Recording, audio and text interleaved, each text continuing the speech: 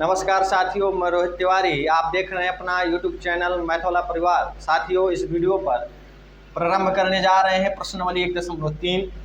अब प्रश्नावली 1.3 प्रारंभ करने से पहले हमें कहा है उसका बेसिक कॉन्सेप्ट समझना है कि 1.3 में हम पढ़ने क्या वाले हैं।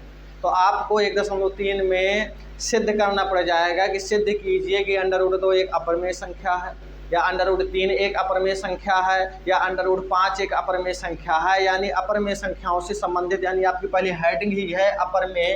क्या है? अपरिमेय संख्याओं का पुनर्भ्रमण।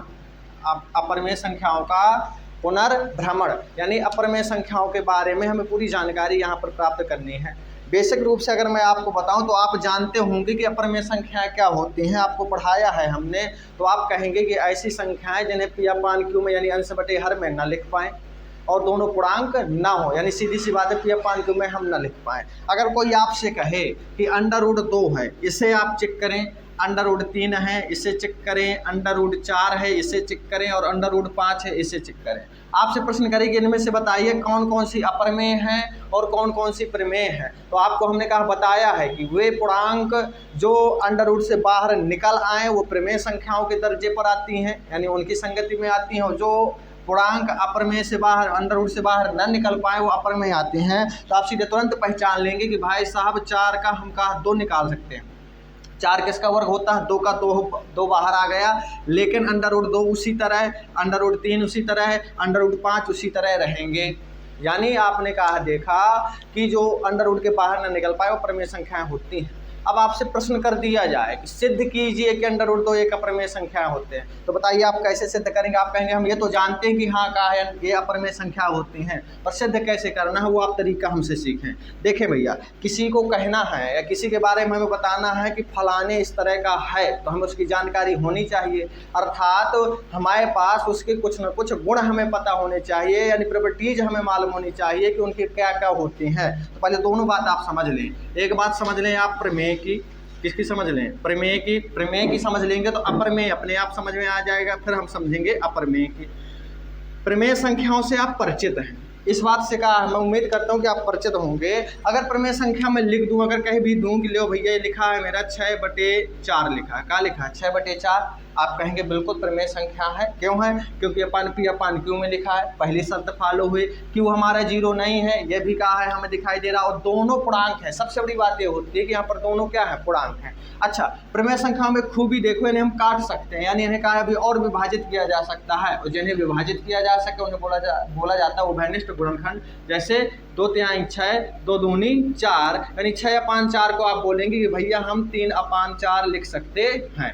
अगर मैं आपसे कहूं कि क्या 3/2 जो ये है इसके और भी उभयनिष्ठ गुणनखंड हो सकते हैं, यानी और इसे विभाजित किया जा सकता है, तो आप कहेंगे नहीं। आप क्या कहेंगे? नहीं। अर्थात आप समझें कि 3 और जो 2 हैं, यानी पता क्या बोलेंगे? हम बोलेंगे 3 और जो 2 हैं ये कैसी हैं? सह-अभाज्य संख्याएं हैं। कैसी हैं? सह-अभाज्य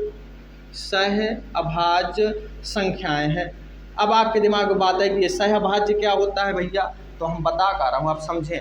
मैं बता रहा हूँ कि सहअभाज्य संख्याएं क्या होती हैं। ऐसी संख्याएं जिनका सिर्फ एक उभयनिष्ठ हो। कौन एक? ये वाला एक, यानी सिर्फ एक ही कॉमन लिया जा सके, इसके अलावा कॉमन न लिया जा सके। ठीक है, 3 और 2 का कहा है एक उभयनिष्ठ गुणनखंड है, एक के अलावा नहीं हो रहा ना। हाँ, ऐसी संख्याएं जिनका सिर्फ एक के अलावा उभयनिष्ठ कॉमन न हो रहा हो वो कहलाती हैं सहअभाज्य संख्याएं, उन्हें बोला जाता है सहअभाज्य संख्याएं। तो आपने देखा कि प्रमेय संख्याओं के हमेशा सहअभाज्य संख्याएं होती हैं। जो प्रमेय संख्या में पूर्णांक लिए जाते हैं वो कैसे होते हैं? सहअभाज्य होते हैं। 6/4 को हमने काट दिया। इतनी बात आप समझें। अपरिमेय में बात आइए।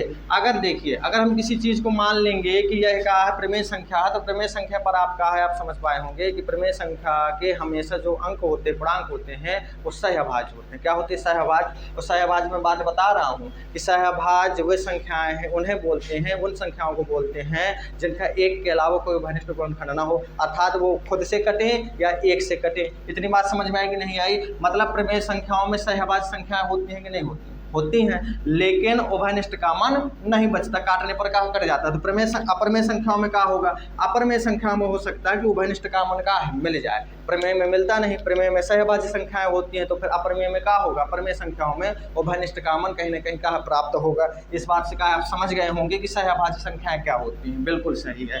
अब देखिए, अब मेन मुद्दे पर आते हैं। मेन मुद्दा आपका यही है, आपका जो हमने देखा ना कि अप्रमेय संख्याओं का पुनर्भ्रमण। अब यहाँ पर हमें जानकारी टोटल अप्रमेय संख्याओं की देखनी है। तो आपके सामने क्वेश्चन आया प्यारा सा, पहला क्वेश्चन ही ले लेते हैं हम। क्या लीजिए भैया, क्वेश्चन नंबर 1 यही कि सिद्ध कीजिए, क्या है, सिद्ध कीजिए कि √2, क्या है, सिद्ध कीजिए कि √2 एक अपरिमेय संख्या है।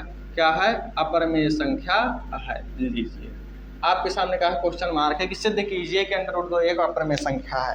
तो एक बात बताएं, किसी को हम कह दें कि आप बुरे व्यक्ति हैं तो डायरेक्ट बुरा मान जाएगा कि नहीं मान जाएगा, मान जाएगा। इसलिए अगर हम बोल दें कि √2 तुम एक अपरिमेय संख्या हो तो उसे कहा बुरा लगेगा, मैं कैसे अपरिमेय संख्या हूँ, ठीक है। तो हम √2 को सिद्ध करने की वजह से हम बोलेंगे नहीं तुम बहुत अच्छे आदमी हो। अगर देखो, जिसकी अगर बुराई देखनी है तो डायरेक्ट उसको बुरा नहीं बोल सकते, नहीं कहा बुरा मान जाएगा, बुराई अपनी छिपा ले जाएगा। हमें उससे करनी पड़ेगी दोस्ती। जब हम दोस्ती करेंगे, उसके दोस्त बन जाएंगे, तो धीरे धीरे वो अपनी कहा बुराइयां भी और खूबी भी कहा बताना शुरू कर देगा, और हम कहा उस बुराई को पकड़ लेंगे कि भैया हाँ तुम ऐसे व्यक्ति हो। इसी प्रकार उसने कहा कि सिद्ध कीजिए √2 एक अपरिमेय संख्या है, तो हम इसे अपरिमेय संख्या न मान करके हमेशा उल्टा चलेंगे। हम अपने हल करने में मानेंगे कि माना √2 एक प्रमेय संख्या है। हम क्या मानेंगे कि माना √2 एक प्रमेय संख्या है। बिल्कुल, अब हल करते आइए, एक एक स्टेप आपको सीखना है। इधर आइए, देखिए हल यहाँ पर, अब आपको यही सीखना है हल। हल में हमेशा देखिए, मैंने बताया कभी किसी व्यक्ति को डायरेक्ट उंगली नहीं उठा सकती किसी व्यक्ति के ऊपर कि आप ऐसे हैं, हमें उल्टा चलना पड़ेगा। हमें सिद्ध करना है कि सिद्ध कीजिए कि √2 एक अपरिमेय संख्या है। हम यहाँ मानेंगे कि माना √2 एक परिमेय संख्या है। माना √2 एक परिमेय संख्या है। और एक बात बताएं, अगर हमने मान लिया कि √2 एक प्रमेय संख्या है, तो बताइए इसलिए √2 को P/Q में यानी A/B में नहीं लिख सकते क्या, यानी P/Q में लिख लेंगे A/B। यानी प्रमेय संख्या को हम अंश बटे हर में लिख सकते हैं कि नहीं लिख सकते, लिख सकते हैं। हमने लिख लिया कि √2 हमारा का A/B के बराबर होगा, और कोष्टक में लिखेंगे जहां A और B कैसे हैं, सह अभाज्य संख्या है। कैसे हैं, सह अभाज्य। अब यहाँ पर आपको अर्थ मालूम चल गया होगा सहभाज्य संख्याओं का क्या होता है। सहभाज्य संख्याएं हैं, सहभाज्य संख्याओं का मतलब होता है कि अब A और B के कोई अब उभयनिष्ठ कॉमन हमें नहीं प्राप्त हो सकता सिर्फ एक के अलावा। हमने मान लिया, और जब मान लिया भाई साहब तो आगे बढ़ेंगे, तो बताइए A बराबर क्या हो जाएगा, A बराबर हो जाएगा √2B, क्योंकि B बटे में यहाँ गुणे में हो जाएगा। अब बताइए √ लगा कि नहीं लगा है। √ को हटाने के लिए सिर्फ एक ही रास्ता होता है, क्या होता है, वर्ग करने पर। तो आप भैया मैथ कहती है कि अगर एक तरफ का वर्ग करोगे तो नहीं कर सकते, आपको दोनों तरफ का करना पड़ेगा। आप लिखेंगे कि दोनों पक्षों का वर्ग करने पर, और जब भैया कहा है बोल दिया वर्ग करने पर तो लिखेंगे, क्योंकि हम कहा जानते हैं, ठीक है। अब वर्ग करना है तो देखिए, तो A का वर्ग हो गया अपनी जगह कि नहीं हो गया, हो गया। अब यहाँ का है √2B का वर्ग करेंगे, आप कर दिए। अब देखो भैया A का वर्ग का हो जाएगा A², A का वर्ग का A², √2 का क्या होगा 2B का क्या हो जाएगा B² हो गया कि नहीं हो गया, हो गया, ठीक है। अब एक बात यहाँ पर समझें, मेरे पास आए देखें, अगर मैं कहूँ कि 6 के अगर फैक्टर करूँ तो 6 को क्या लिख सकता हूँ मैं, 2 × 3 लिख सकता हूँ कि नहीं लिख सकता। तो इसका मतलब है कि 6 मेरा क्या है, 2 से भी विभाज्य है और 3 से भी विभाज्य है, ठीक बात है। तो ऐसे यहाँ पर समझे, जो A² है वो 2 से भी विभाज्य होगा और B से क्या है, B² से भी विभाज्य होगा। तो मैं यहाँ लिखूँगा, क्या लिखूँगा, अतः A² 2 से क्या है, विभाज्य है, 2 से विभाज्य है। देखें बात समझें, हमें स्टेप बाय स्टेप सीखना है। जैसे मैंने कहा 6 है, 6 के फैक्टर हमने 2 × 3 में लिखा है कि नहीं लिखा है, लिखा है। तो भैया सीधी सी बात है, जो ये 6 है ये वाला, ये 2 से भी विभाज्य है, 3 से भी विभाज्य है। तो A² बराबर का लिखा, 2B² लिखा है ना। तो भैया सीधी सी बात है कि A² 2 से भी विभाज्य है और B² से भी विभाज्य। तो हमने कहा अतः A² 2 से विभाज्य है, तो इसलिए A भी का है, A 2 से विभाज्य होगा। 2 से क्या होगा, विभाज्य होगा। आप कहेंगे भैया ये बात समझ में नहीं आई कि अगर ए स्क्वायर 2 से विभाज्य तो एक कैसे 2 से विभाज्य होगा। तो एक बात समझे भैया, कोई भी किसी भी संख्या का अगर वर्ग किसी संख्या से कहा विभाज्य है तो वह संख्या भी विभाज्य होती है। देखे कैसे, अगर मैं बात करूं कि 6 है, 6 का वर्ग क्या होगा, आप कहेंगे 36 होगा। भाई साहब क्या होगा, 36। तो बताइए 36 में 3 का भाग जा रहा है कि नहीं जा रहा है, आप कहेंगे जा रहा है। यदि 36 में 3 का भाग जा रहा है तो 3 का भाग 6 में भी जाएगा। ये प्रमेय है, आपको परेशान नहीं होना है। ये प्रमेय कहती है कि यदि किसी पूर्णांक के वर्ग में किसी दूसरे पूर्णांक का भाग जा रहा है तो उसी पूर्णांक का उस पूर्णांक में भी का भाग जाएगा। तो अतः ए स्क्वायर 2 से विभाज्य है, इसलिए ए 2 से विभाज्य होगा। अब बात ये रही कि भैया कहा है 2 से ए विभाज्य है, यानी 2 में ए का भाग जा रहा है, पर बात रही कितने बार जाएगा। अगर मैं कहा है यहाँ बोल दूं कि भैया ए 2 बार जा रहा है तो कोई बोलते भैया ए का मान 6 है तो 3 बार जाएगा। तो भैया एक बात यहाँ पर समझें, कोई भी चर राशि हो तो हम मान लेंगे कि माना सी बार जा रहा है। कितने बार जा रहा है, सी बार। अगर यहाँ सी बार रख दिया मैंने तो किसी ने कहा भैया ए की जगह 4 है तो मैं बोल दूंगा सी की जगह 2 है, क्योंकि 2 दूनी 4। किसी ने कहा कि भैया ए की जगह का 6 है तो बोल दूंगा सी की जगह का हमारा 3 आ रहा है। किसी ने कहा भैया 6 की जगह 8 है तो मैं बोल दूंगा भैया सी की जगह 4 है। अर्थात अगर कोई चर राशि है तो हमें चर राशि ही मानना। तो भैया कहा है इसलिए ए 2 से विभाज्य होगा। कितनी बार होगा तो हम लिखेंगे, इसलिए ए बराबर का लिखेंगे 2 गुणे सी। ए बराबर का है 2 गुणे सी का कि माइनस सी बार जो ए है वो सी बार का होगा, विभाज्य होगा। यानी ए 2 से सी बार में विभाज्य हो जाएगा। तो ए बराबर 2c हो गया कि नहीं हो गया। ये आपका कहा है समीकरण 1 मान लेना है।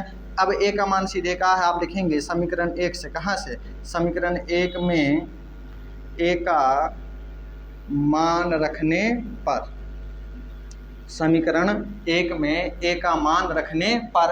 अब देखिए जब ए में रखेंगे, जब कहा है ए में रखेंगे तो देखिए रखते हैं तो आपका चूंकि ए बराबर का है ए स्क्वायर बराबर है 2b स्क्वायर, है कि नहीं है। तो अब ए का मान कितना है 2c है, तो 2c का स्क्वायर कर देंगे क्योंकि हमने कह दिया ए का मान रखने पर ए का मान कितना है 2c। तो बताओ 2b स्क्वायर हुआ कि नहीं हुआ। तो अब इसलिए देखें 2b स्क्वायर बराबर का हो जाएगा, 2b स्क्वायर बराबर हो जाएगा 2 दूनी 4 का हो जाएगा, 2 दूनी 4 और c का स्क्वायर हुआ कि नहीं हुआ, हुआ। तो देखिए हम यहाँ लिखेंगे इसलिए b स्क्वायर बराबर का हो जाएगा, 2 का भाग चला जाएगा 4 में, यानी बचेगा 2c का स्क्वायर। बचा कि नहीं बचा, बचा।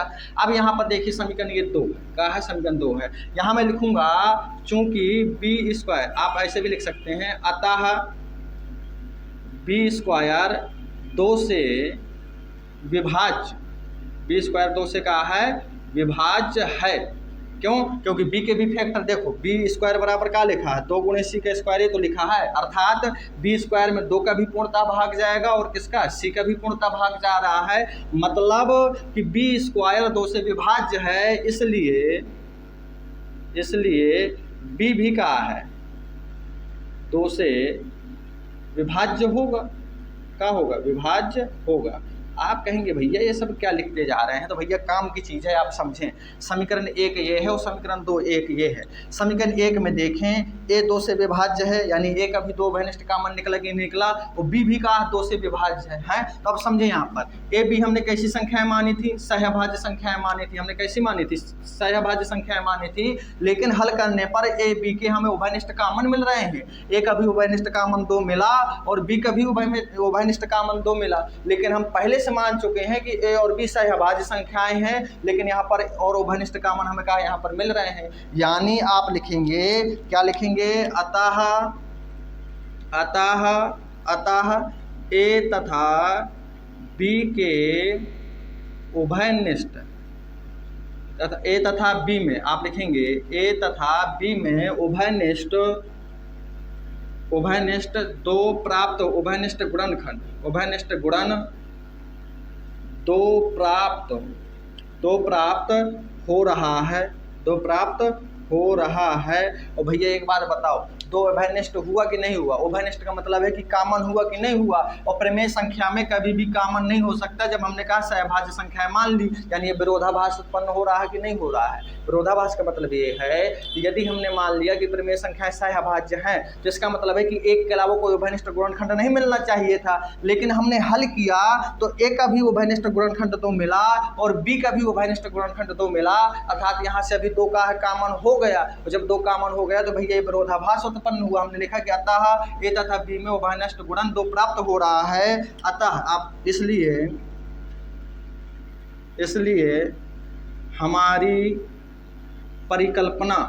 हमारी परिकल्पना गलत सिद्ध हुई। क्यों गलत सिद्ध हुई? हमने क्या परिकल्पना मानी थी गलत सिद्ध? हमने माना था कि √2 कैसा है? एक प्रमेय संख्या है, और प्रमेय संख्या होता या √2 एक अगर प्रमेय संख्या होती तो कभी भी उभयनिष्ठ कॉमन नहीं मिलता 2, और यहाँ पर हमें उभयनिष्ठ कॉमन 2 मिल रहा है, इसलिए हमारी परिकल्पना का गलत सिद्ध हुई है। अतः √2 एक अपरमेय संख्या होगी। क्या होगी? अपरमेय संख्या होगी।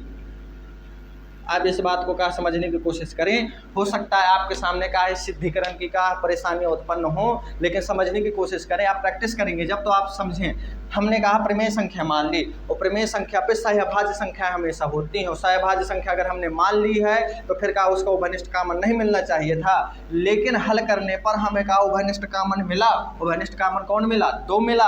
अगर हमें पास उभयनिष्ठ कॉमन आ गया तो हम कहा परिकल्पना माने थे ना कि √2 एक प्रमेय संख्या है। भैया प्रमेय संख्या नहीं है, हमारी परिकल्पना का गलत सिद्ध हुई, अतः √2 एक अपरमेय संख्या होगी। अभी आपका कहा हुआ डेरिवेशन कंप्लीट हुआ। चलिए स्क्रीनशॉट लीजिए। चलिए, अगर वीडियो आपको समझ में आ रहा है तो कमेंट करें, लाइक करें, अपने दोस्तों को शेयर करें, और यदि आप नए हैं हमारे चैनल पर तो चैनल को एक बार सब्सक्राइब जरूर करें। धन्यवाद।